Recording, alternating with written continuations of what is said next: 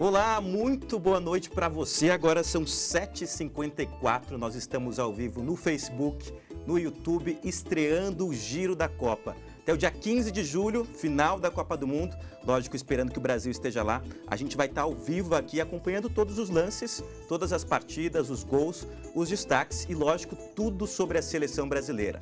De lá da Rússia, o nosso time de comentaristas de Veja vai trazer tudo o que acontece por lá. E aqui do Brasil, o meu amigo Senechal, colega de Veja, vai me acompanhar. Tudo bem, Senechal? Vai me acompanhar nessa empreitada diariamente aqui no Giro da Copa, de segunda a segunda, né, Senechal? De segunda a segunda, todos os 31 dias de jogos, mais hoje 32. 32 dias de programa. A véspera. E também cobertura em redes sociais, cobertura em Instagram, Facebook, Twitter. O site que já tem uma série de matérias especiais já na preparação da Copa do Mundo e edições especiais também na revista, assim como essa aqui, que daqui a pouco eu vou mostrar para vocês. Lógico, lembrando que você pode participar do Giro da Copa, comenta aí na nossa live do Facebook, no YouTube, a gente vai responder ao longo do programa as perguntas. Preparado para essa Copa? Preparados. Mais uma. O Brasil preparado, a seleção preparada, a equipe de Veja preparada e espero que todos também preparados para acompanhar uma Copa que promete bastante, promete ser uma Copa muito bacana dentro de campo. Bom, um dia antes da estreia entre Rússia e Arábia Saudita, a gente já tem uma bomba, né? Já começou com tudo a Copa do Mundo, com a demissão do Julen Lopetegui, né, técnico da Espanha. Ele que mantinha a maior sequência invicta até agora, de 20 jogos sem perder. A Espanha que teve uma classificatória muito boa para a Copa, é uma das favoritas ainda, só que agora não tem o técnico, né? Então é esperar para ver o que pode acontecer com essa seleção. Quem assume é um ex-zagueiro da seleção, né? O Hierro. Exatamente. Fernando Hierro foi técnico uma vez apenas na carreira. Ele que era o diretor esportivo, ele é o diretor esportivo, na verdade, da seleção espanhola. Ele foi técnico na temporada passada de um time chamado Real Oviedo. Você conhece o Real Oviedo da Espanha? Não conheço. É um time bem pequeno da Espanha. Ele ficou em 8º na segunda divisão, não conseguiu subir com o time e foi essa toda a experiência de técnico que ele teve. Então é motivo para se preocupar, sim, a Espanha com um técnico experiente, um cara que não tem muito o tato da coisa, né, o jeito, não tem uma experiência muito boa como profissional. E vamos ver o que vai acontecer agora, né? A Espanha que pintava como uma das favoritas, sem o técnico, com toda a crise que pode gerar. Ainda é favorita? Você acredita nisso? Ainda é por causa do time, mas a gente não sabe o que esperar, né? É outro trabalho, é outro cara treinando. Não sei o que pode acontecer. Acho que as chances da Espanha diminuem muito agora com o Fernando Hierro e não com o Lopetegui como treinador. Se você fosse o pessoal de casa que está fazendo o bolão, você mudaria aí as suas projeções para a Espanha? Mudaria um pouquinho, viu? É? Portugal e Espanha saem muito como favoritas de um grupo que tem Marrocos e Irã, duas seleções mais fracas. Mas eu estava falando da campanha da Espanha, desses três... É, o solzinho aqui da nossa live, ao vivo ali que eu entrei para acompanhar as perguntas, acabou saindo o solzinho. Interatividade, mas tudo bem. Só voltando, Marrocos é uma seleção que também está invicta há muito tempo. Já são, eu tenho até anotado aqui, 18 partidas invictas, a Espanha tem 20. Então, sem um técnico, com tudo que pode ter gerado essa confusão dentro do elenco, quem sabe não pinta uma surpresa africana aí na segunda fase, no lugar da campeã mundial de 2010. Eu esperava a Espanha em primeiro lugar desse grupo, talvez Portugal... Espanha em segundo, Portugal em primeiro. É uma chance, né? A Espanha continua com um grande time, não deve mudar muita coisa. O que me preocupa um pouco é o clima, né, lá dentro, né? Pode ser que tenha mudado. Agora, a gente só vai saber isso quando tiver bola rolando. Mas que atrapalhada desse técnico, né? Atrapalhada. Não tinha necessidade nenhuma deles anunciarem que o cara foi pro Real Madrid um dia antes, 2 dias antes do início da Copa do Mundo. Não precisava disso. Mas é engraçado, né? O Tite foi procurado para ser técnico do Real Madrid. E o Tite não topou, falou que só conversaria depois da Copa. O Lopetegui teve outra ideia na cabeça. Artimanha. Bom, amanhã a gente tem a estreia da Copa do Mundo a partir do meio-dia, uma grande partida. Uma grande partida. Entre Rússia e Arábia Saudita. Rússia e Arábia Saudita. O que dá para esperar de Rússia e Arábia Saudita? É o primeiro jogo da Copa, é o único jogo do dia da estreia e são as duas piores ranqueadas do ranking da FIFA. Então, a Rússia que entrou porque país sede, a Arábia Saudita, numa classificatória um pouco mais fácil, também acaba entrando. Não é um jogo para se esperar muita coisa de bacana. Claro, é futebol, a gente pode ter uma goleada para um dos lados, pode acontecer bastante gols, mas não é um jogo tecnicamente que a gente possa esperar como vai ser, por exemplo, Portugal e Espanha do dia seguinte, né, da sexta-feira. Então, é um jogo engraçado porque em 2010 a gente teve África do Sul e México, que não foi um jogo de estreia da Copa também, a África do Sul era o país sede, e que também foi um jogo um pouco menos digamos, glamuroso, assim, um jogo de estreia menos glamuroso como já foi em outras Copas. Eu espero um jogo bem murcho, assim, no Rússia e Arábia Saudita. Mas é aquela coisa, Copa do Mundo, né? Mas fica a questão, né? Qual que é a missão da Rússia nessa Copa? Daria para dizer que chegar até as oitavas de final? Chegar até as oitavas seria uma vitória para a Rússia? Seria uma vitória. É engraçado que o planejamento da Rússia, a expectativa da Rússia é alcançar as semifinais. Mas na boa, Edgar, não vai acontecer, não. Se chegar, você deixa um bigodinho aí nessa tua barba. Se chegar, dá pra gente fazer umas embaixadinhas. Eu não sei, paga uma prenda aqui, não sei. Dá pra gente pensar alguma coisa. Mas seria um azarão, assim, enorme a Rússia chegar nas semifinais. Umas oitavas de final já seria uma coisa bem bacana, assim, já seria uma vitória, assim, para a seleção da Rússia, com certeza. Até porque o confronto depois seria bem mais difícil. Exato, né?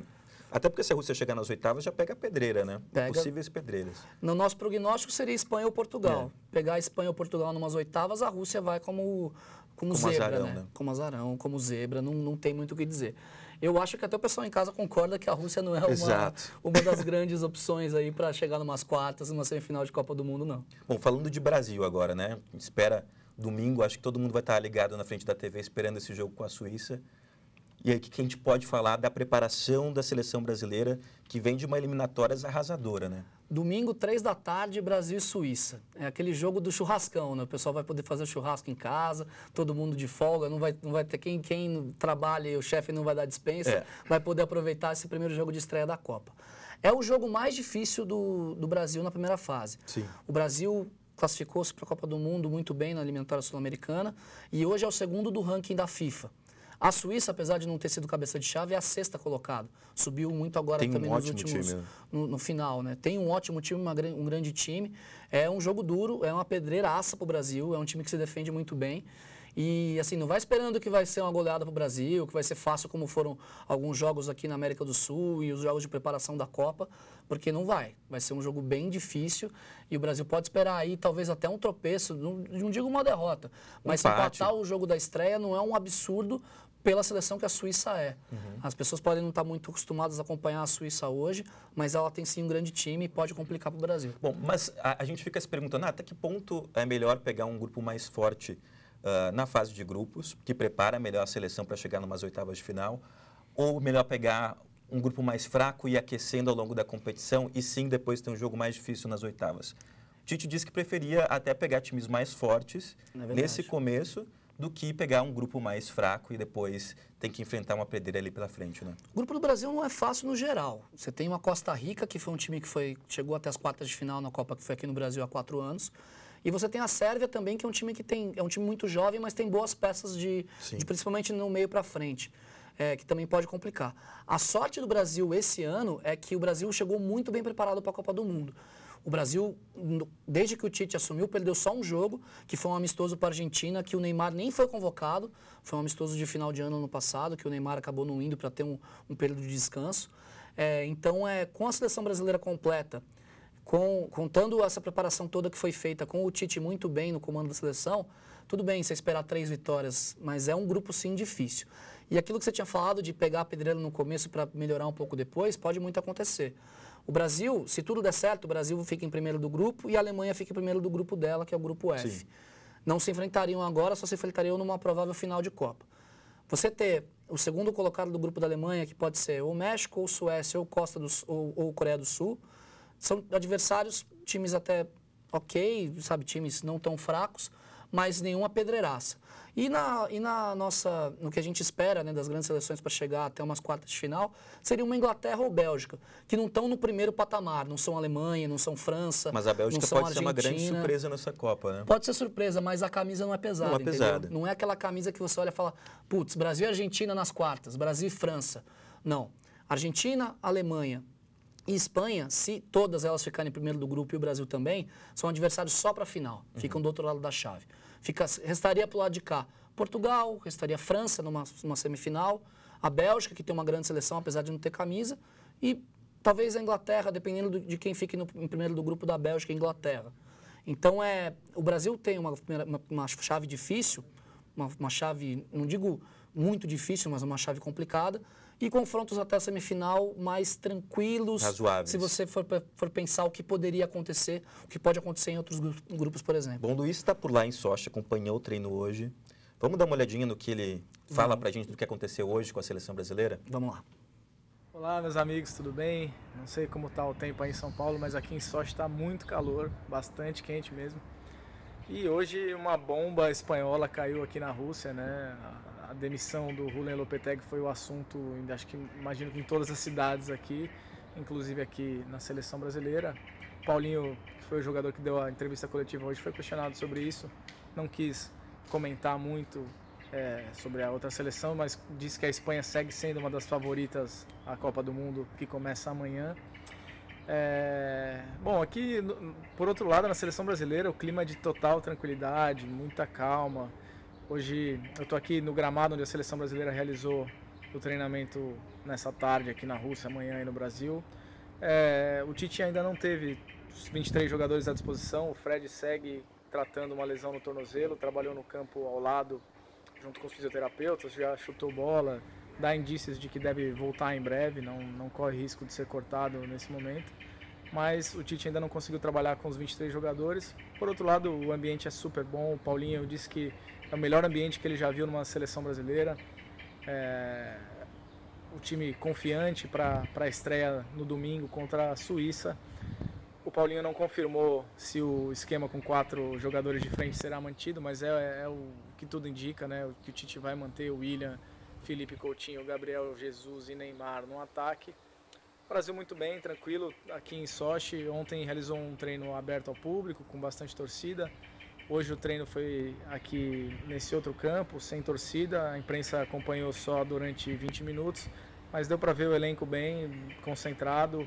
Acho que essa primeira semana de trabalho aqui na Rússia mostrou que o time realmente segue firme, sem oba-oba também. É uma coisa que eles têm batido na tecla do Brasil se manter focado, mas é inegável que o Brasil entra como um dos principais favoritos, ainda mais agora com a Espanha, que era outra candidata num momento turbulento, enfim.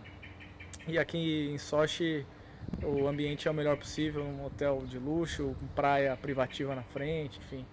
Brasil bastante animado para a semana da estreia na Copa do Mundo. Então, convido vocês mais uma vez a ficarem ligados nas redes sociais da Veja, no site, que vai ter muita notícia. Meus amigos Alexandre Salvador, Fábio Altman e Silvio Nascimento estão chegando essa madrugada, então o time vai estar completo a partir de amanhã, quando começa a Copa do Mundo, e convido vocês a nos acompanharem, beleza? Valeu, gente, um abraço.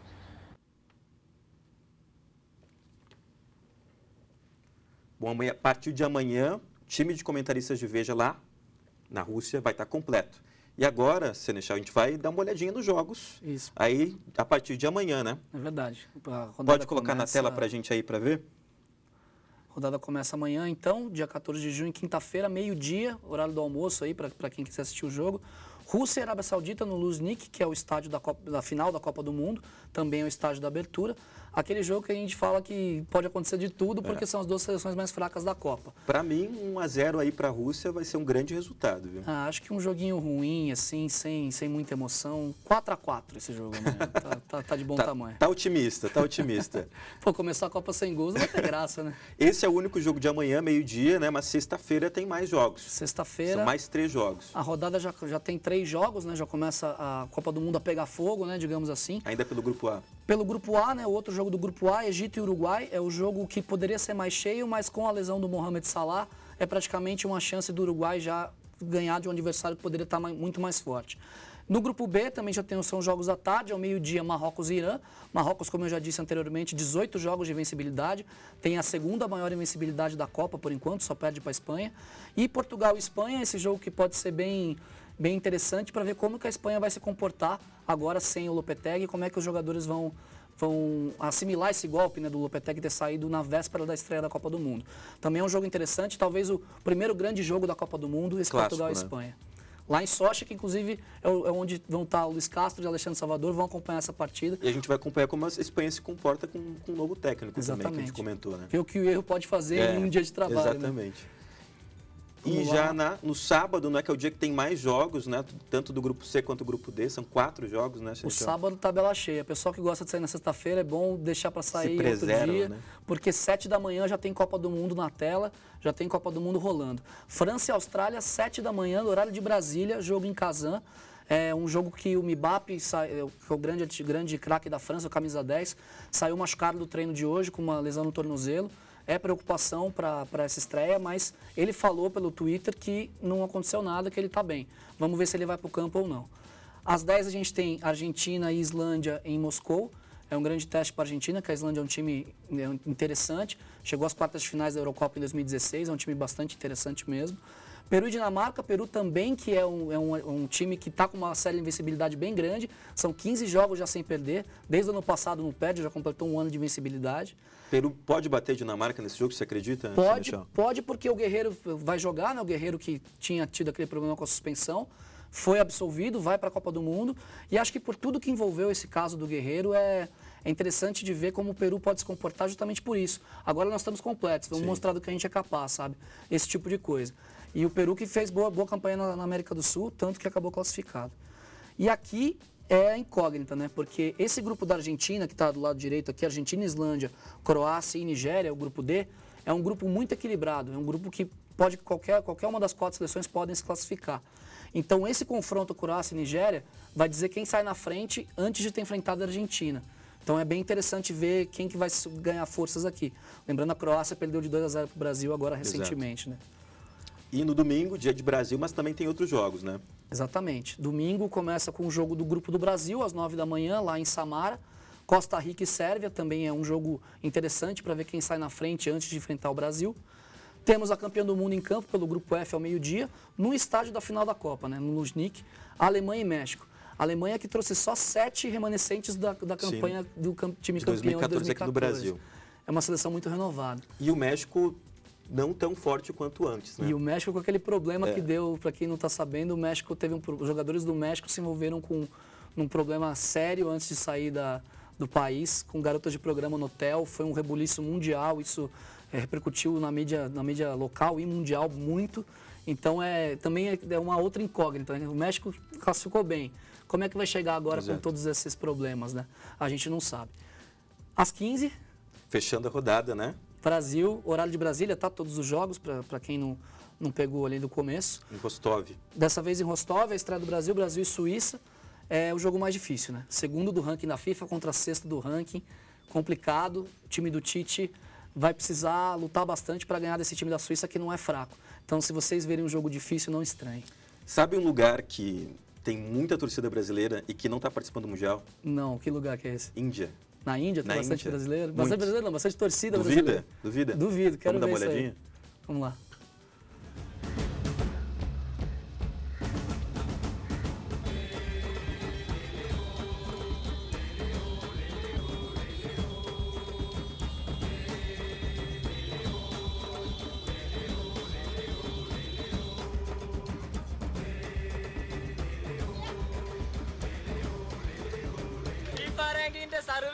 ബ്രസീലിനെ തെരഞ്ഞെടുത്തിരിക്കണം 1ാം റാങ്കില്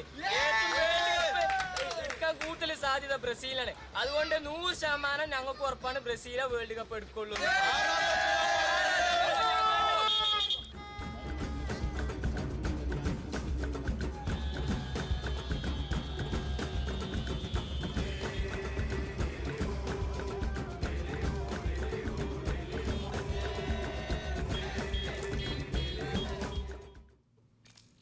A gente estava falando de aposta enquanto o vídeo estava rolando, né? Dos bolões e tal. Tem um cara que está apostando uma aposta bem diferente da nossa até. Uma aposta que eu acho que foi feita mais com o coração do que com a razão. Com a razão, né? Quem que é esse cara, velho? Técnico José Mourinho fez a partir das oitavas de final, fez as suas apostas para quem vão ser os times que vão chegar lá na frente na Copa do Mundo. O Brasil tá lá, mas as outras seleções que ele escolheu talvez não sejam as principais. Depois a gente comenta aí as decisões deles e complementa o que ele não complementou, né? É verdade. Vamos dar uma olhadinha? Okay, now it's getting even harder. Portugal, Uruguay, of course, because of my heart, but really tough match. And then Spain against Russia. I think Russia very unlucky with the draw because Spain is really a fantastic team. And then France against Nigeria, I would say France is going to win. And in this side, Argentina, Australia. And I'm going to leave because I cannot predict this one. Oh, Brazil, Mexico. I like Brazil team. Germany, Switzerland. Here they are again. England, Poland. England is in the quarterfinal. And Belgium, Senegal. I'd like an African team in the quarterfinal, but I cannot do it. So Belgium is there. Oh, this is getting beautiful. One day I have to be here. Look at this. Wow, wow, wow. Portugal, France. We get out to beat you. We'll beat you again. Spain, Argentina. Wow. The best team against a good team with that little fellow. I go for them. Brazil, England. It's a big match. It's not bad for me that my players, they go on a holiday. And Germany is Germany. So, one more semi-final for Germany. Wow! Look at this, two South Americans, the big rivals, Brazil and Argentina, the European champion, the big Germany. That's incredible. By this time I will be already training with Manchester United, but I think I will not train. I will be watching, and it's getting really difficult for me. Can I leave now? Portugal e Brasil e Alemanha e Argentina são as apostas do Mourinho. Tem bastante emoção aí, porque ele puxou para a sardinha dele, né? Portugal contra o Brasil. Ele considera que o Portugal tira o Uruguai, tira a França e daí pega o Brasil e daí ele não fala, né? Eu acho muito difícil que Portugal possa bater o Brasil por causa da seleção brasileira mesmo. Não que Portugal seja um time ruim, até porque é o atual campeão europeu, né? Então é uma seleção forte. E tem o Cristiano Ronaldo, né? Que sempre vai fazer a diferença, não importa o que aconteça. Agora, do outro lado também, né? Alemanha e Argentina, reedição da final da Copa passada. É um jogaço, né? Mas complementando o bolão dele, lógico, conseguiu o Mourinho aí o que está prevendo. Eu gostaria de um Brasil e Alemanha na final. Eu gostaria de um Brasil e Argentina na final. Você prefere? Nossa senhora, imagina ser campeão do mundo em cima da Argentina, você não ia gostar? Eu ia gostar, mas acho que tudo pelo elemento de 2014, acho que o Brasil precisaria. Não, deixa isso mais pra frente, vai. Não, acho que já é bom passar já na próxima, assim, para deixar bem apagado. Não, deixa isso pra lá por então enquanto. Tá vamos de Argentina. Senechal tá mais medroso, tá mais conservador. É melhor. A Alemanha é sempre a Alemanha, não dá para brincar com eles. Chegou um comentário aqui do Luiz Sérgio Carreira, que eu acho que é um sentimento que muitos brasileiros estão tendo nesse momento antes da Copa, e ele falou o seguinte: vou assistir os jogos, mas não com muita empolgação.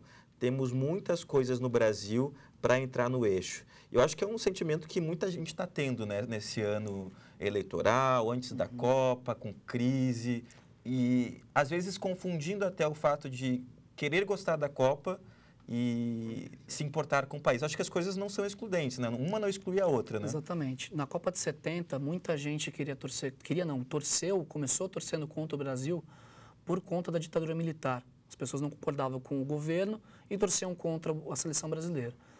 Conforme foram passando os jogos, a seleção foi classificando até ganhar o tricampeonato, foi mudando isso, esse sentimento foi mudando.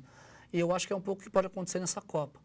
A gente tem que entender que o futebol e política, é claro que elas se conversam e é claro que elas não são elementos excludentes, mas que você pode torcer para a seleção brasileira e também ser contrário a muitas coisas que acontecem no país. Uma coisa não inibe a outra, né? Então, acredito que pode acontecer algo semelhante. Claro, a gente não vive uma ditadura militar hoje, é totalmente diferente. Mas eu acho que as pessoas, conforme os jogos foram passando, o sentimento de Copa for aumentando, elas vão começar a torcer um pouco mais. Chegando nas oitavas... oitavas... a festa talvez chegue perto da que a gente viu ali da Índia hoje, né? né? Você podia ter um bandeiraço que nem daqueles, com a seleção brasileira, um globinho desse tamanho, mas tudo bem. Todo ano de Copa tem, né? Então, então seria legal, né? Querendo ou não, é um momento de alegria, de confraternização, de juntar a galera, assistir os jogos. Começando os jogos, a coisa começa a mudar um pouco, tenho certeza. Bom, a gente está acabando o giro da Copa, mas antes a gente precisa comentar de uma coisa que foi decidida hoje, lá na Rússia, que é bem importante, né? Que é a Copa de 2026. Eles escolheram, a Copa de 2022 no Catar já tinha sido escolhida. A de 2026 foi escolhida hoje com uma novidade. São 3 países sedes. Isso nunca aconteceu antes. Estados Unidos, México e Canadá, né, a América do Norte praticamente inteira, né, se você não contar o Alasca. Tudo bem que o Alasca faz parte dos Estados Unidos, mas enfim, é a questão territorial, né? É a primeira vez que um continente inteiro, digamos assim, vai organizar uma Copa do Mundo. A eleição aconteceu hoje na Rússia e teve uma coisa muito interessante. A América do Sul inteira combinou de votar nos Estados Unidos, né, na chapa da América do Norte, como a chapa para vencer a eleição da Copa do Mundo. O presidente da CBF, o Coronel Nunes, votou em Marrocos. Ninguém sabe por quê. Ninguém sabe por quê. E ele achava que o voto era fechado, né? Ele achava que era fechado e é engraçado porque até a própria Federação do Marrocos confirmou que nem sabe quem é o Coronel Nunes. Ele praticamente é um desconhecido porque ele é um tapa-buraco pro Del Nero, que foi banido do futebol, né? O Marinho foi preso, o Del Nero foi banido do futebol e o Coronel Nunes acabou assumindo por ser um dos vice-presidentes mais velhos da seleção, da CBF. Ele tem 80 anos. Então, ele já teve uma série de gafes, era dirigente, né, do Paysandu, né? Ele foi muito tempo, ele vem lá do Pará, né? Ele foi muito tempo dirigente lá da federação também. E ele acumula uma série de gafes desde que ele está tapando esse buraco do Del Nero na presidência da CBF.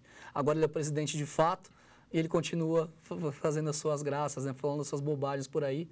Essa foi mais uma, ele votou, ninguém sabe por quê, no Marrocos.